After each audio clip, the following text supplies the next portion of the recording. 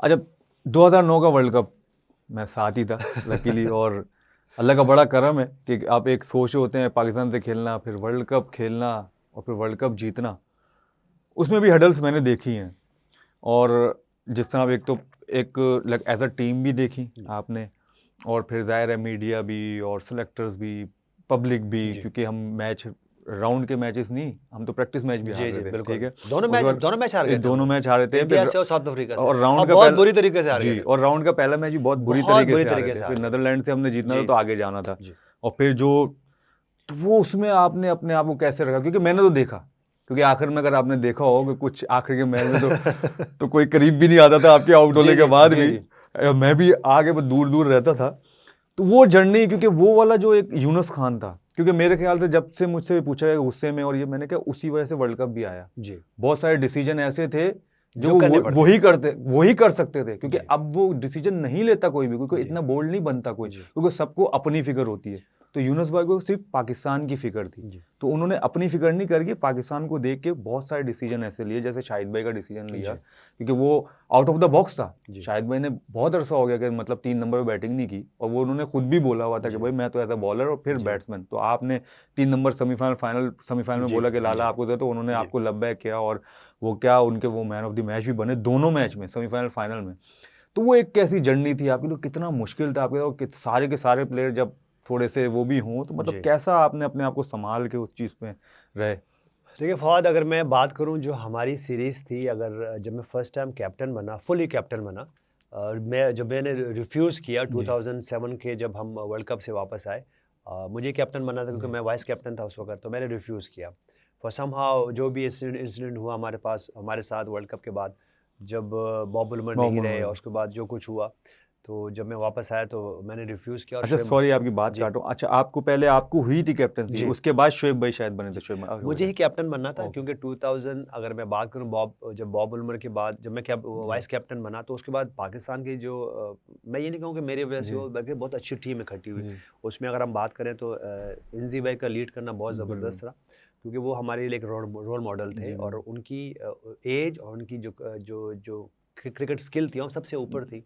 तो वो हमारे लिए बड़े एक अम्ब्रेला की तरह था, और जी हम उसके नीचे अगर मैं बात करूँ सलमान बट का परफॉर्म करना, उसके बिल्कुल। बाद शोएब मलिक का परफॉर्म करना, फिर उसके बाद माई सेल्फ, मोहम्मद यूसुफ, अब्दुल रज़ाक, शाहिद अफरीदी, राना नवीदुल हसन, ये सब जो जब भी दानिश कनेरिया का वो करना, आसिफ। मोहम्मद आसिफ का होना, मोहम्मद समी का होना, तो मेरे ख्याल से ये और भी बहुत सारे नाम हैं कि उनके अंडर में जब वो टीम इकट्ठा हुई, और फिर समहाउ इंजी भाई को वर्ल्ड कप के बाद कहीं रिटायर होना था, लेकिन वो इंस्टेंट हो गया। उसके बाद जब उन्होंने आके रिटायरमेंट ली, तो मैं जो हूँ मैंने स्टेप डाउन की कि मुझे कैप्टन बनना, मुझे ऑफर हुई, क्योंकि मुझे ऑटोमेटिकली मुझे मैं ही चॉइस था, और डॉक्टर नसीम अशरफ साहब जितना मुझ पर ट्रस्ट करते थे, और पीसी भी जितना मुझ पर ट्रस्ट करता था, क्योंकि मैं पिछले 4-5 साल से मैं ही जी वाइस कर कैप्टन था, और मुझे ही कैप्टन बनना था। और मेरे ख्याल से अगर मैं कैप्टन बनता तो ये जो बाद में जितना कुछ हुआ वो नहीं होता, लेकिन क्योंकि बॉब बुलमर नहीं रहे, फिर जब बहुत सारे डिसीजंस होते थे, आपको पता है कि बहुत, जब एक दफ़ा आप हार के आ जाओ, बिल्कुल। आपके कोच भी ना रहे हैं, और फिर बहुत कुछ होना, तो ऐसे टाइम पे मेरी हमेशा ख्वाहिश रही है कि मैं पाकिस्तान के लिए क्रिकेट खेल सकूं और बिल्कुल। मैं अच्छा सर्व कर सकूं। जब आप कैप्टनसी में आते हो तो बहुत मसले मसाइल होते हैं, फिर वही बात होती है कि हर कोई चाहता है कि वो कैप्टन बने, जैसे होता है, ये सिर्फ पाकिस्तान में नहीं है, हर जगह ऐसी होता है।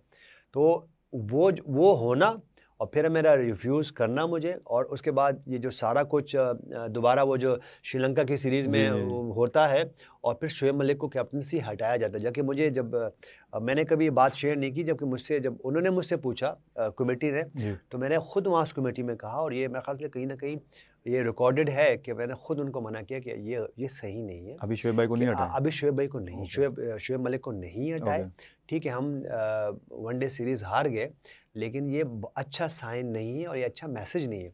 तो उन्होंने कहा नहीं, देखिए हमारे डिसीजन है, आप अवेलेबल हो कि नहीं। तो मैंने हमेशा से ये कहा कि देखिए अपनी कंट्री के लिए आप हमेशा अवेलेबल होते हो, चाहे मुझे देखिए, मैं काफ़ी दफ़ा कैप्टनसी छोड़ी, काफ़ी दफ़ा कोचिंग छोड़ी, काफ़ी दफ़ा बहुत सारी पोस्टें छोड़ी, लेकिन मैं फिर चला जाता हूँ। इसकी वजह ये कि देखिए क्रिकेट के अलावा हमारे पास और कुछ बिल्कुल है नहीं, बेशक। और आपकी कंट्री को सर्व करना ये सबसे अल्टीमेट गोल है आपका।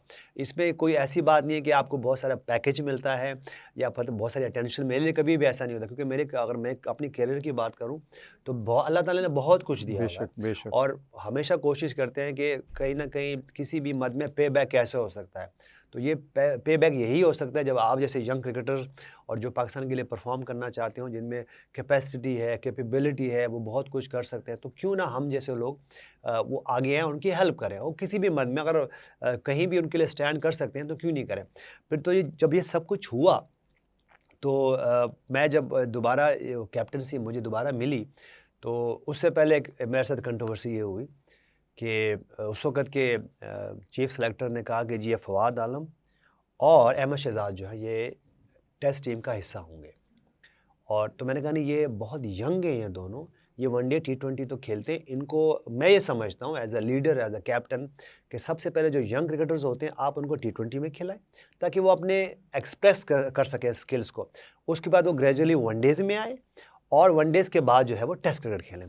तो सबसे बड़ी कंट्रोवर्सी तो ये होगी मेरे साथ। और मैं किन के अगेंस्ट फाइट कर रहा हूँ, जो कि एक जो है वो मेरे सामने बिल्कुल छोटे बच्चे जो है ना वो बड़े हुए हैं, और अहमद शहजाद को हमने खुद पिक किया HBL के लिए। वो लाहौर से खेल रहे थे, HBL के लिए पिक किया, और मैंने उनके साथ बहुत मेहनत की, नट्स में जाके उनको क्या बात हो सकती है, क्या खेल सकते हैं, जैसे आपके साथ खुद भी देखा किया, है मैंने। आपके साथ भी किया। और इसमें कोई सुनी सुनाई बातें हैं नहीं, ये बिल्कुल आपके साथ बिल्कुल। भी किया, उनके साथ भी किया।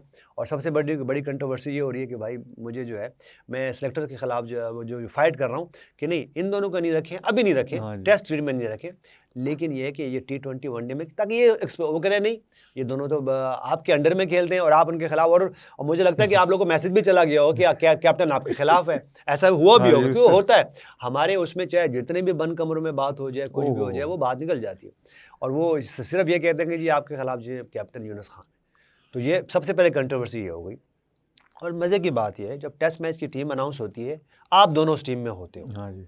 मैंने कोई उसके अगेंस्ट कुछ नहीं किया, और फिर उस मैच में अल्लाह ताला मुझसे करा देते हैं 300 टीम पर रन, 100 कराते हैं 300 माशा। रन्स करा देते हैं, और बहुत ही टफ कंडीशन से जी हम जी वो मैच बिल्कुल। ऑलमोस्ट जीत चले थे। जीत जा रहे थे। अगर वो 9 बॉल पे बिल्कुल। कैच वो हो गया था, 9 बॉल नहीं 9 होती तो बॉल नहीं होते। शायद हम वो मैच कहीं ना कहीं करीब जीत करीब जाते, आ गए। और करीब होते और शायद हम जीत भी जी सकते जी। थे।